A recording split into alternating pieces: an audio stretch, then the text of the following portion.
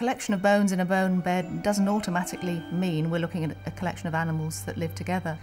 Sometimes bone beds accumulate from large areas of the land where floods have brought all kinds of animal remains together and mixed them up. So you might be looking at an accumulation of many different animals from miles and miles away.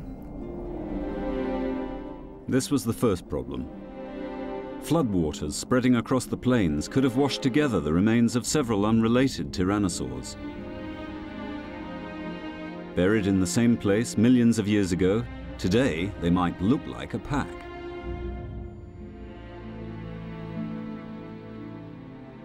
But Curry felt he had an answer to this. These tyrannosaurs were rare dinosaurs. They would have made up only about 5% of the animal life in this area.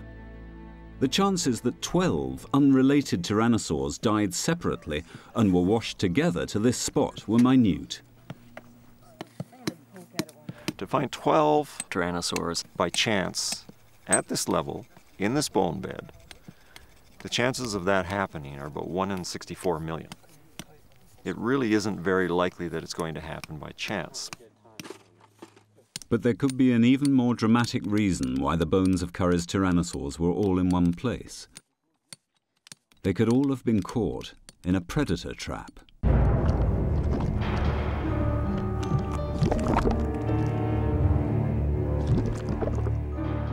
This is a predator trap. In this strange, swamp-like place, molten tar has bubbled up from deep within the earth for tens of thousands of years. The sticky tar is lethal to any animal that wanders into it. Within seconds, the creature will become stuck, and then its fate is sealed. Predator traps have been found all around the world. This one is in downtown Los Angeles. John Harris has been investigating these tar pits for the past 20 years.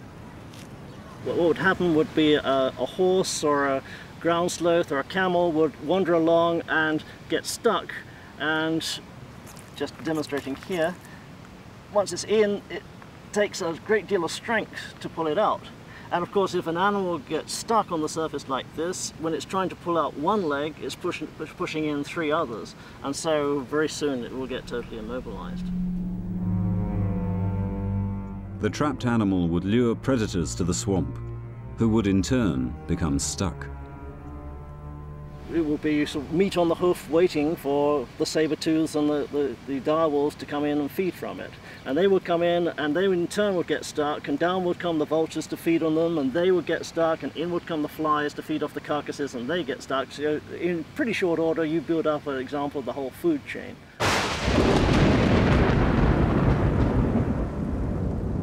Over time, hundreds of dinosaur carcasses would have sunk into these traps. Millions of years later, the tar and mud has turned to rock, the bones fossilized, and the site would look like any normal rocky bone bed.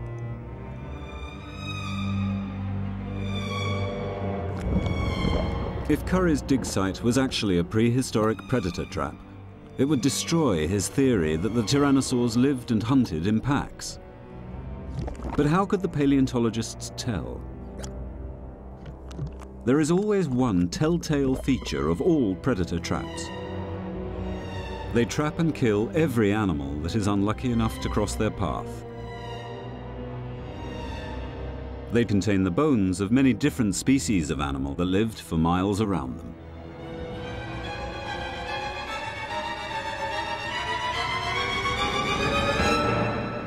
Over the course of the last century, we've recovered more than 3.5 million fossils, representing more than 650 species of animals and plants. And they include a great diversity of animals, particularly large ones: mammoths, mastodons, saber-toothed cats, lions, direwolves, and so on. If Curry's team discovered many different species of animal at their site, they would have to consider whether they were simply the leftovers of a deadly predator trap. But after 3 years of painstaking digging, there's been one extraordinary finding about this site. So far, All of the animals that are found in here as parts of skeletons are one species, and that's this big meat eater, a tyrannosaur known as Albertosaurus. There are no other carnivorous dinosaurs in this bone bed, and given that we're dealing with only one type of carnivore, we can rule out things like predator traps. It's almost certain that these dinosaurs died here together because they were living together.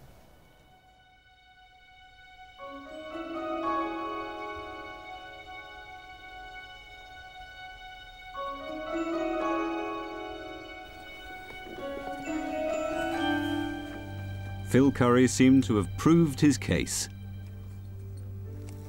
But he hadn't.